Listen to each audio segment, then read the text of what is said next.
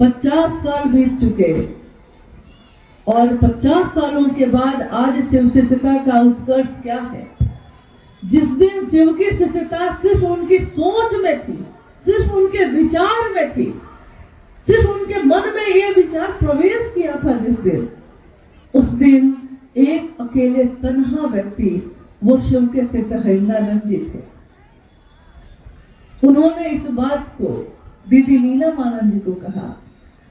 बस उनके जीवन के 8 वर्ष बीत गए। इसके बाद भी हर पल उनको लगता कि महादेव भी गुरु हैं कि नहीं। इस बात पे विश्वास नहीं होता, क्योंकि इतने धोखे खाए थे, इतना छले गए थे कि उनको लगता था कि हर जगह धोखे ही धोखे हैं।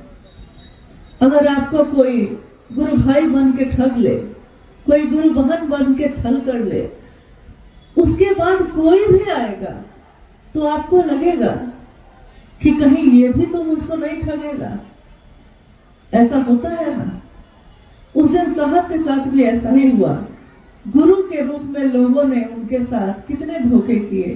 कहा कि ईश्वर से मिला दूंगा, कहा कि ये सिखा दूंगा, लेकिन कुछ भी हासिल नहीं हुआ था। जिस दिन उन्होंने शिव को गुरु बना लिया और दीदी नीलमानंद जी को कहा, उस दिन के बाद से उनके जीवन में ये विचार और गहरा होता चला गया। ध्यान दीजिएगा इस बात पे कि विचार गहरा होता गया है, लेकिन विश्वास नहीं। अविश्वास में उन्होंने शिव को गुरु बनाया था। उनको कोई विश्वास नहीं था महादेव पे। वो हमेशा ये कहते कि मैंने तो सोचा था कि ये भी तो शरीर में नहीं है, यहाँ भी धोखा ही होगा। अविश्वास में श्रद्धा भी नहीं थी।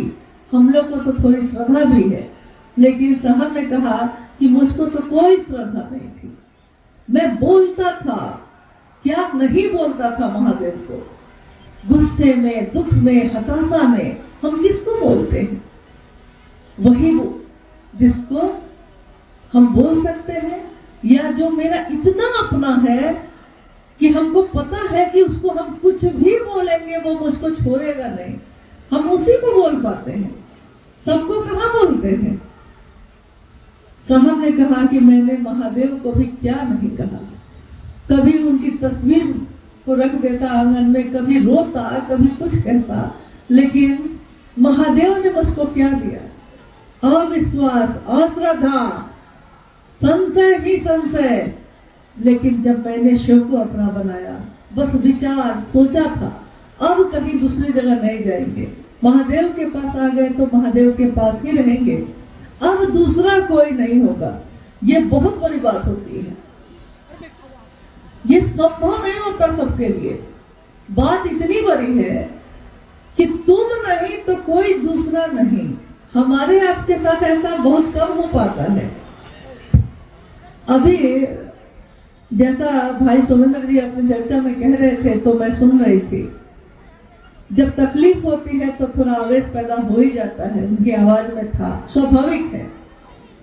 जिसने साहब और दीदी के कष्ट को, परेशानी को, पीड़ा को नजदीक से देखा हो, उन सभी गुरु भाई गुरु बहनों के लिए ये बर्दाश्त करना बड़ा मुश्किल है कि कोई शिव की शिष्यता में आज सवाल उठाता है, साहब की तस्वीर क्यों, दीदी की तस्वीर क्यों, महादेव की तस्वीर क्यों। बात तस्वीर की नहीं है, बात संवेदनशीलता की होती है। जो मेरा है वो मेरे मन में तो है ही, लेकिन उसको मेरी नजर भी देखना चाहती है, और उसको देखने के बाद फिर किसी को नहीं देखना चाहती। दिखते बहुत लोग हैं, लेकिन जिसका दर्शन कर लिया है, जिसको देख लिया है, फिर आंखों में किसी और की प्यास नहीं है, किसी और की चाहत नहीं है। बस उन्होंने जो कहा है उसको दोहराते रहते हैं, सुनते रहते हैं, बोलते रहते हैं हम लोग, तो मन को एक संतुष्टि मिलती है। लगता है कि उनकी बातों से मेरा मन शिव की तरफ चल रहा है। जगत की चीजें खींचती हैं और महादेव का आवेश हमको महादेव के तरफ खींचता है। साहब हरिनानंद जी, माँ नीलमानंद, ये सिर्फ किसी व्यक्ति का नाम नहीं है, ये उनका नाम है, ये उनकी बात है जिन्होंने एक एक व्यक्ति के लिए ये संदेश दिया कि हर व्यक्ति परमात्मा पथ का पथिक हो सकता है। आज तक किसी ने ये नहीं कहा लोगों को कि हर व्यक्ति हो सकता है।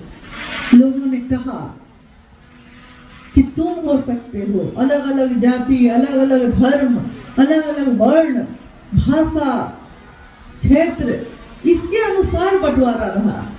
लेकिन जब शिव की तरफ से साहब ने दुनिया के लोगों से बात करनी शुरू की तो उन्होंने कहा शिव जगत के गुरु हैं, जगत का एक एक व्यक्ति शिव का शिष्य हो सकता है।